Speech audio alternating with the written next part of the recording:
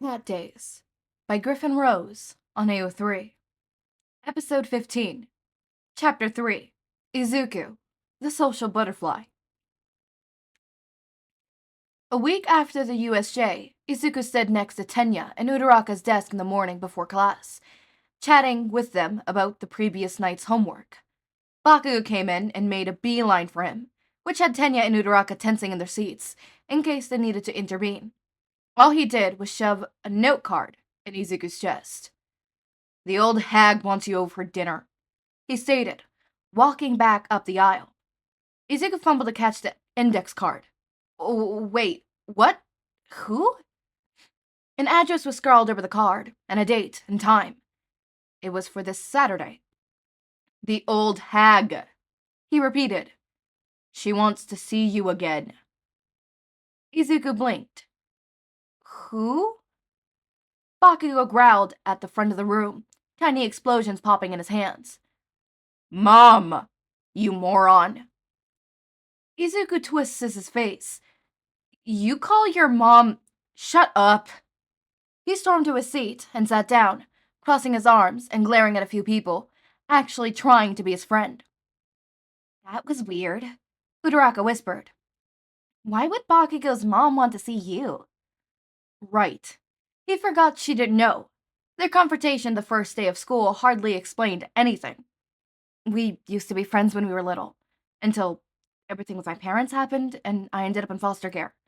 His mom and mine were really close, so I guess it makes sense why she'd want to see me." He didn't know how he felt about that. Was he supposed to want to see her again? That part of his life was a long time ago, and he hardly thought about it anymore. But they had thought he was dead for the last 7 years, so he supposed he owed them at least a dinner. He was worried about it for the rest of the week, on top of worrying about Shinso, and then Friday he was paired up with Todoroki in heroics class, and almost couldn't work with him because his animal instincts kept telling him to run, which, one of these days, he was going to have to get to the bottom of. If Todoroki used his fire, he might have understood it. He never really had gotten used to it again after his dad set the apartment ablaze, but Todoroki strictly used his ice, and he didn't even talk much with Izuku.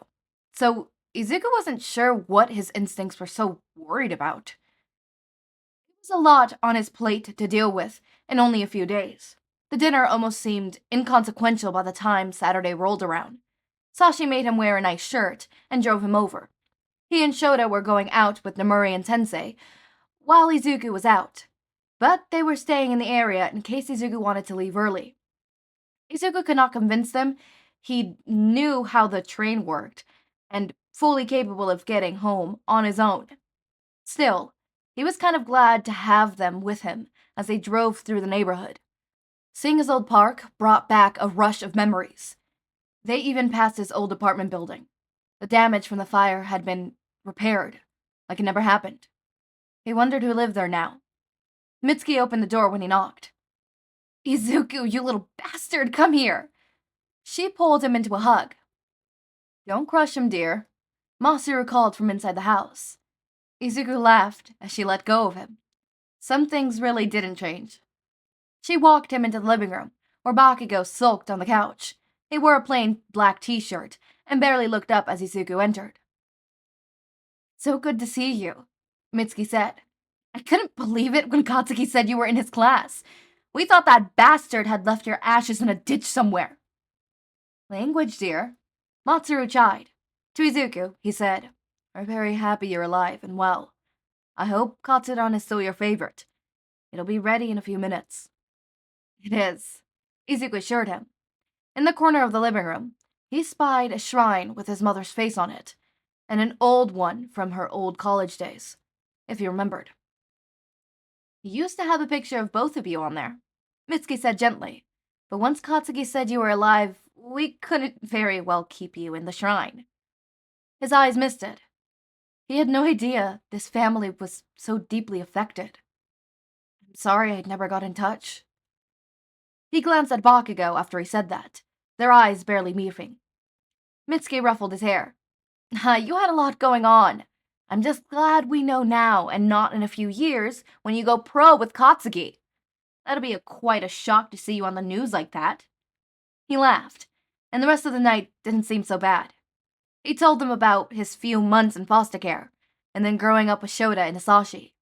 And then Mitsuki bragged about Katsuki's accomplishments. Katsuki kept telling her to shut up, his ears burning red. And Izuku found himself genuinely enjoying the night. He still didn't forgive Katsuki for how he treated him as a kid. He needed a real apology before he forgave him. But this was a good start to fixing the relationship.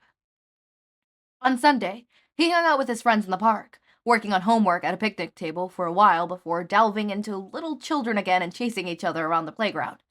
This was only noticeable because Izuku, not watching where he was going, ran into the ladder of the monkey bars and bruised his cheek.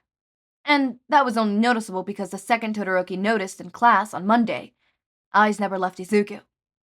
Izuku never even had a chance to avoid him when the lunch break came around.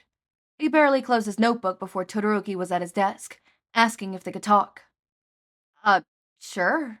Izuku agreed, packing up the rest of his stuff and following Todoroki to the stairwell. They waited a few minutes while the crowd moved to the cafeteria. What's up? Todoroki glared down at the floor.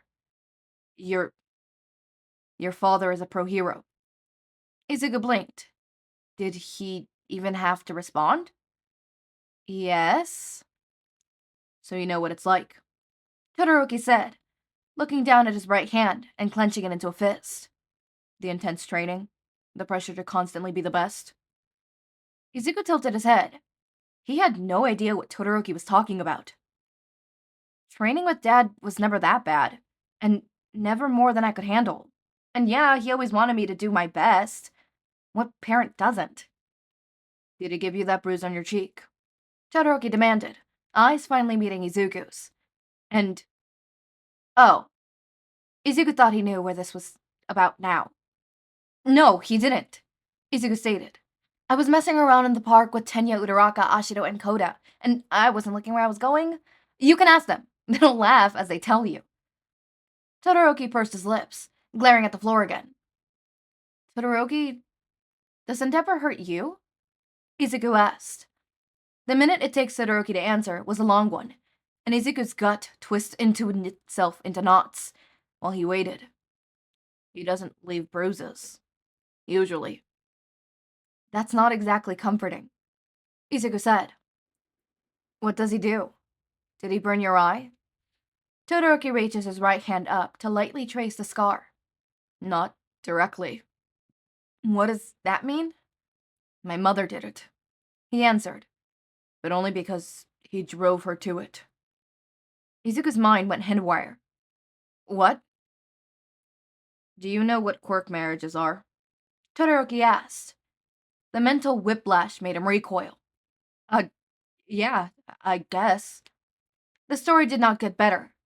Izuku had to sit on the steps to process, Todoroki solely following his example.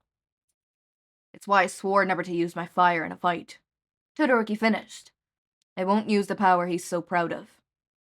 And Izuku had some opinions on that one. You're still letting him win. Even not using it is letting him have some control over it. Plus, it's stupid to limit yourself to only half your power. What if you face off against a villain that you could have easily beaten with your flames, but because you never trained with it, you can't win at all? I won't use it, Todoroki insisted. I'm strong enough to be a hero without it. Izuku scrubbed his face with his palms. This was the type of trauma that was going to take more than one conversation to fix. And this was more pressing issue than Todoroki's home life to deal with first. We'll come back to that, Izuku promised. Please. Tell me, are you scared to go home? Todoroki didn't answer. He won't intentionally hurt me.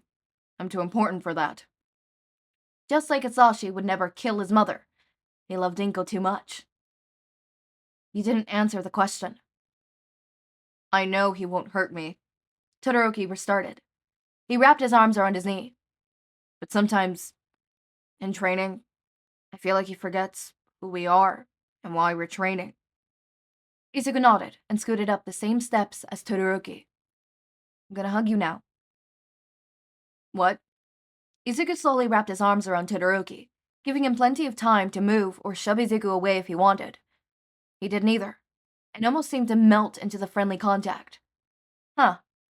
From what he said of his childhood, he probably didn't get many hugs. Izuku was going to have to fix that. He had to fix a lot of things with this whole situation. I'm sorry your father doesn't see you as a person, Izuku said. If you're okay with it, I want to tell Dad.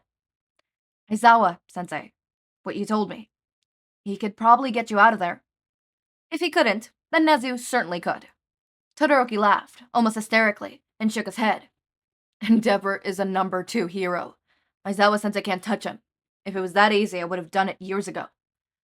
Oh, that was so much worse to know you were being abused, but completely unable to do anything about it. Izuku and Inko had lived in denial until the final night, always thinking it wasn't that bad, or it could be worse. Once Inko had realized it was abuse, she immediately tried to get out, which is when things went belly up. Todoroki had realized it was abuse a long time ago, but he'd been powerless. Who would believe the number 2 hero was a monster to his family? Or, the better question, of the people who did believe Todoroki, who would win against Endeavor? He probably had the funds to pay off every lawyer in the country to keep his image clean. Izuku squeezed Todoroki tighter. I don't know how we'll help, but we'll help. Izuku promised. Just let me talk to Dad and tell him. At the very least, we can arrange for you to get out of that house more. That would be nice, Todoroki whispered. Nodding, Izuku started to make mental plans for how this would play out. They could probably claim extra voluntary classes after school, or something. Endeavor wouldn't question that. And then Izuku could just kidnap Todoroki and bring him to his friends, and he'd hug him or cuddle him as a cat. Everyone was weak for a kitten in their lap. For now, though, they needed lunch. They still had heroics in the afternoon, and they needed some calories to power through. Izuku dragged Todoroki to the cafeteria, and they scarfed down a quick meal, still chewing as they raced back to class before the bell rang. Let's go. Todoroki is getting help. Next is Hitoshi, and then I think that's it. Shit, am I forgetting an abused person? No, I think that's all. I don't have much to say, other than Izuku, I don't think those are animal instincts. I actually don't have anything to say. What the hell? I'm quiet. What's happened to me? Who am I, and what have I done with Echo? Okay, anyways, as always, my raindrops, make sure to eat, sleep, drink water, take your meds. Have a wonderful day or night. Link to my Discord server and socials are down in the description. Subscribe to see more of my content, and thank you so much for watching.